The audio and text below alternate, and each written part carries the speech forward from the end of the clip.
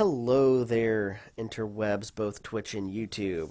So let's continue on with the series of videos, and we're looking at Passengers in Elite Dangerous, which was added about 2 years after launch, a year ago, last fall in the 2.2 Guardians update.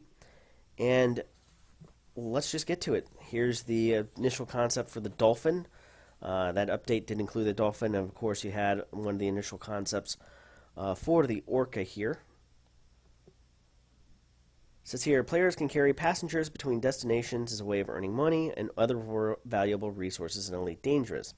Players can carry passengers in their ship's cargo hold and stasis tubes or rudimentary cabins, but this is also considered a fairly rough way to travel, and players are allowed to transport passengers from A to B for a basic fee. So the cabins, one was Class 1 stasis tube rack. This has been in the game actually from the inception of the initial release, as slaves and imperial slaves traveled by this method. Basic passenger cabin, we have this today. It's called the economy class. Then you have business class, first class, and luxury. So this really hasn't changed all of that much, other than there can be types and then classes based on the size of the cargo component. So basically this has been implemented very close to as described. Finding and accepting contracts. Yep, number of passengers, deadline previously flagged. Each passenger contract will have a small number of relevant details. Contract's name of the NPC, yep. Departure location, destination, well, this should be the player's current location unless there's some special pickup condition. There are no special pickup conditions as of right now. It is whatever station you're at. Destination, deadline for delivery, money offered, number of passengers, minimum class of transport, deadline to complete the contract, other information. That is all pretty much implemented as is. From the details page, the player can also select to either flag the task, highlighting it for later, or can select to contact the poster of the job. By communicating with the original poster, the player can begin negotiating the terms of the passenger contract. There is no haggling, there is negotiation, no negotiation. You just pick up the mission. But wouldn't that be cool that it says here that they're planning on us being able to negotiate price, negotiate deadline, time of payment. On completion, half in advance, full in advance, based on reputation. So those would have been options that people could have paid you ahead of time. Information on any expected risks. Information on any mission passengers. Any missions passengers might have. We sort of kind of have that. Any required permits. I don't know if we have any of that. Deadline for completion. Accept or reject the contract. Different clients may be more or less flexible depending on certain aspects of the contract. I think we kind of get that with VIP versus regular passengers in terms of how chill they're going to be on you absolutely got to get them there on the next stop, or whether if you can stop a time or two, whether they're deadline motivated or more relaxed. But this would have been a lot cooler if we could negotiate with passengers. Again, it would seem like you're interacting more with the universe instead of just kind of passively being there. If the player and ship does not meet the requirement for the contract, space for passengers, facilities, contracts will be canceled, and the player will be informed. Okay, basically, if you don't have the facilities that are required, you can't accept the mission, is how it works currently. It says that the player can accept as many contracts as their ship capacity and facilities allow. That pretty much does exist. So not a whole lot of changes there outside of the whole being able to negotiate thing, which would have been cool. Once passengers are loaded on the ship, they must be delivered to the destination to complete the contract. With passengers in stasis, players must fly them to their destination within the time limit deadline. Right, once docked, the passengers would disembark, would receive any payment due, and a message from the passengers. This does basically happen. With conscious passengers, if the player has still has a destination or multiple destinations to deliver to. Okay, that pretty much works as described. If the deadline for completion should pass without the player completing the contract and the contract has failed, depending on the player's proximity to the passenger's destination and current situation surrounding ship status, previous extensions, they may offer the player an extension of the contract with a renegotiated reward. This doesn't really happen. It would be kind of cool if it did. The player will also lose a small amount of reputation for being late. This can kind of happen. If the player is too far from the destination or if an undesirable situation, the passengers will demand that the player delivers them to the nearest settlement. This does happen if they get too ticked off at you. Failure to allow them off your ship will result in a crime being logged against the player. This doesn't happen. They changed this to where then the passengers eject from your ship, and you lose that module, and you have to rebuy that module when you land. The player will lose a larger amount of reputation for non-completion. Well, you actually do lose a pretty significant part of your reputation if you fail to complete the mission, and people go away dissatisfied. If the player's ship is destroyed, the passengers on board, the passenger contract is considered failed. They are killed, the player will lose a large amount of the passenger delivery reputation if players are killed aboard the ship. I think that does kind of happen right now. Passengers will enter escape pods. These can be collected like cargo containers for a short period, allowing the player to continue the passenger contract after the danger has passed. That doesn't exist. It would kind of be cool if it did. If a player's ship is destroyed while the passengers are in escape pods, they will be recovered at the nearest safe location. Like if a player used an escape pod and won't die, passengers' contracts will be over and the player will not receive a reward, but the player's reputation will not suffer either. This would be kind of cool. If you think you're going to lose your ship, you could eject your passengers and then maybe come back and pick them up later, or you would lose the contract but not your reputation. There are some interesting concepts there that kind of a shame didn't get introduced. Exploration. This has been an area that has been so poorly undeveloped over the course of the past 3 years that I feel sorry for the people who really love going out there and looking for pretty pictures and landscapes to put their asp in front of. Points interesting to be discovered: star systems, dark systems, systems without a star but other features. I don't know if this really exists. Stars, planets, asteroids, comets. Asteroids, yes. Comets, not yet. Perhaps someday soon. Moons, structures, other phenomena. Yeah, that all kind of exists. These discovered locations may include secret locations, resources, event missions, time limited, and permanent. I guess we do have tip-off events. That's the closest that I can think of. Beauty spots, usually attached to other entries. Yes, we actually do have that. In terms of visitor beacons, messages and beacons, well, we have that. So most of those features 3 years on have at least been delivered into the game. When starting a new commander, the player will have some details on the galaxy map. This will allow the player to travel to any locations that they have map data to without having to explore, basically within the bubble. Players can buy map data from authorities to expand their ship's computer library of maps. You can buy map data and specific details. Players can use scanning equipment to probes to detect systems. We don't have any probes. And all systems, I think, are known, as in the stars are known there, but details aren't until you jump in there. And record new hyperspace routes. Scanners are used to detect nearby systems that are within a few players' jump range. Actually, we know about the entire jump map automatically. We just don't have details on the system until you jump there. High-end scanners can give a player better details of the system that they have detected. Is it a star? Is it an asteroid field? We do have this, and the difference, with advanced scanners, you can scan the entire system, and then intermediate discovery scanner and basic discovery scanner. Probes can launch hyperspace probes that will give the player more information on the part of the space that they are looking at. Probes will give the player a heat map style data to help guide the player to the correct coordinates for a jump. Nope, this never materialized. Different probe ammo can provide different information or react based on different objects in the targeted system. We don't have any probes. This actually kind of sounds interesting, especially the heat map style data to provide correct coordinates for a jump. That could be interesting. Using the data that they have gathered, the player must align the ship the best they can with the target system and activate the hyperspace. That more or less is how that works.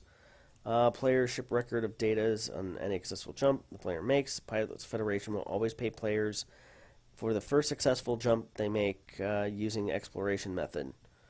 If the player bought the map data, they cannot sell the data, even if the player is not the first person to ever make the jump. That is true. We have universal cartographics, and they will buy your data. If the player is the first person to ever make the jump, they receive a bonus. Yep, that's true. For discovering the hyperspace route, or actually just discovering the planet, the closer the player lines up to the jump to the target system, the higher quality of the data the player ship would gather on the jump. This has nothing to do with that. If a player's jump is not accurate enough, they may suffer a missed jump. Longer distance jumps require a higher level of accuracy. So what they're talking about here is there actually was going to be more of a piloting skill element into that factored into hyperspace jumps. And if you were too far off, you would get a missed jump. Now we have it to where it automatically aligns the nose of your ship if you're within so many degrees of the destination. I kind of would have liked that skill approach. That's kind of an interesting idea. Players use scanner to detect points of interest within the system. Takes time for the planner's scanner to detect points of interest. Yeah, that pretty much is how it is. Proximity to the point of interest can affect the time it takes to detect. No, not necessarily. It all seems to be a fixed number of seconds. Player ship facing can affect the time, direction. Yeah, but if I point at it, it'll scan faster. No, the only way to scan faster is to go get engineering done on the scanner.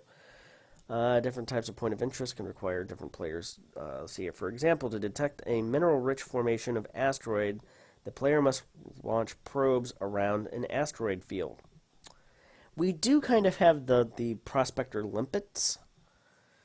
I guess that's kind of a probe. The probes provide a cross-section from the perspective of the asteroid field they're launched at. Each additional probe the player uses provides more detail of the target asteroid field. The player then uses their scanner to view the data from the probes and must tag the areas with the highest concentration of minerals in the field.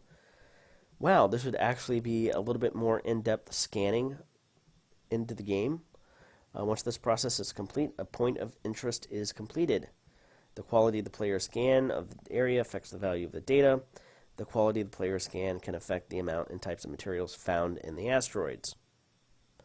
Wow, this would not only affect exploration, but mining as well, if a system like this had been designed or is implemented into the game. There's a lot more things to do, a lot more depth of mechanics.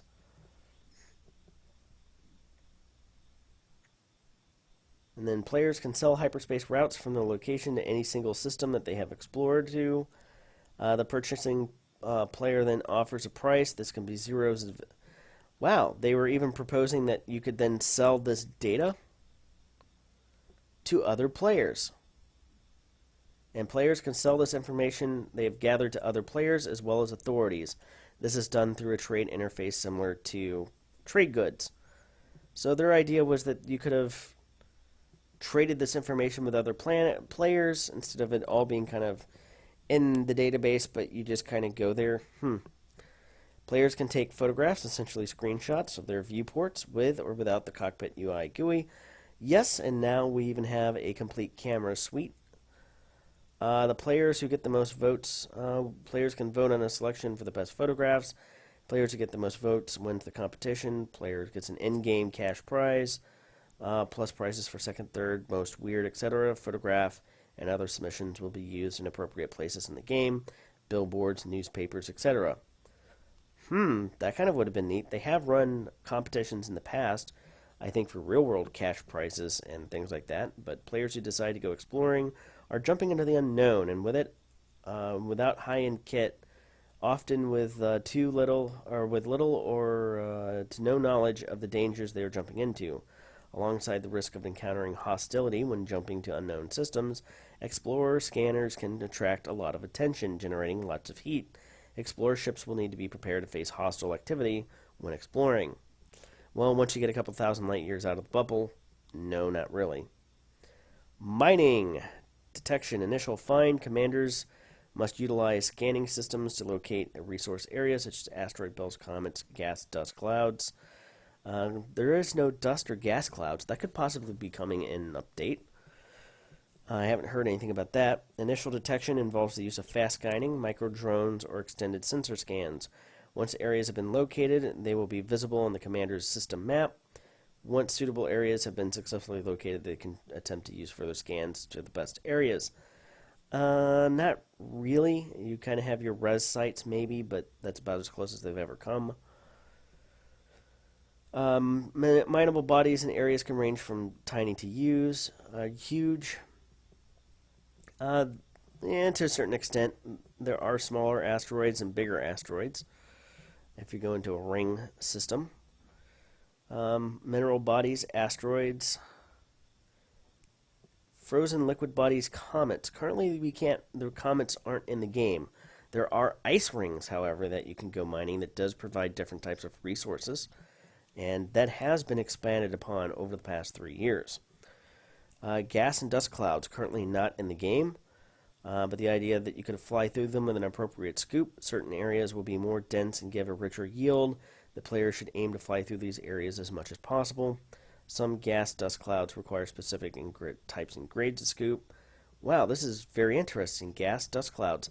There's indications that this could be coming sooner rather than later in terms of after 2.4 with gas giants and things of that nature.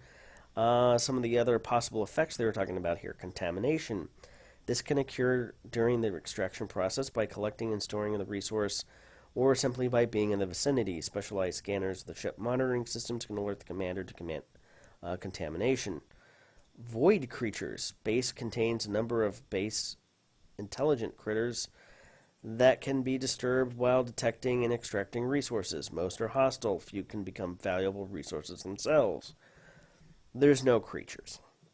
Drones. Commanders may equip and employ drones to collect resources. We would call drones this day and age limpets. Auto miners. Potentially not for release 1, these are large deployed devices that can mine a location over time, allowing the player to collect them at a later date. They cannot be found by other human commanders unless the commander is also present at the location, although on return, commanders might find that they've suffered malfunctions or have been contaminated. More expensive auto miners are more resilient and adverse. This is something that's been thrown about, and this would be cool. Basically, you would sit down these miners, let them go, log out, log back in 12 hours later, and they would capture, so many tons of materials. These do kind of exist in the game, and certain types of points of interest that you can see on the surface of planets, where you'll see these extractors collecting mineral resources, and you can shoot them and then take the resources, essentially. Hey, look, an asteroid base. Refining or refinery module, when it's equipped through the cockpit interface. Players, this pretty much works as is described here. Claims. There's no real claims, but some resources may be subject to an NPC claim. Such claims are normally broadcast via beacons placed. It'd be cool, but this doesn't exist. The beacons transmit. Some beacons can detect extraction and transmit alerts to the claim's owner. Some beacons are mobile. Sometimes this functionality is carried out by a vessel, which may or may not be a mining vessel. So basically, the idea being that there would be claims out there, and if you would happen to go into one of them and maybe not be friendly, they would call out their friends, and then you would be attacked for going in there. The closest we have are the res sites, or the resource extraction sites at their various levels of threat. So the mining process. 3 types of resources that can be mined: mineral bodies, frozen liquid bodies, and gaseous dust clouds. Well, 2 of them are there. We have the frozen liquid bodies in the form of ice rings. We have mineral bodies in the form of asteroids. We don't have any type of gas or dust clouds. I suspect that this will be getting looked at post 2.4 and what comes next over the course of the next year, where they look to go back and flesh out gameplay. Initial find. Once the find has been successful, commander to attempt further scans. Not really. You just kind of go in there, throw in a prospector limpet, and then break things off with a mining laser. Mining lasers which break off flecks of resources, so that pretty much works as described. Gas clouds must be flown through with the appropriate scoop. They've been talking about gas giants possibly being able to enter their atmosphere, and I imagine that we'll be able to do the scooping and stuff there. And then auto miners, potentially not for release 1. These are large deployable devices that can mine a location over time, allowing the player to collect them at a later date.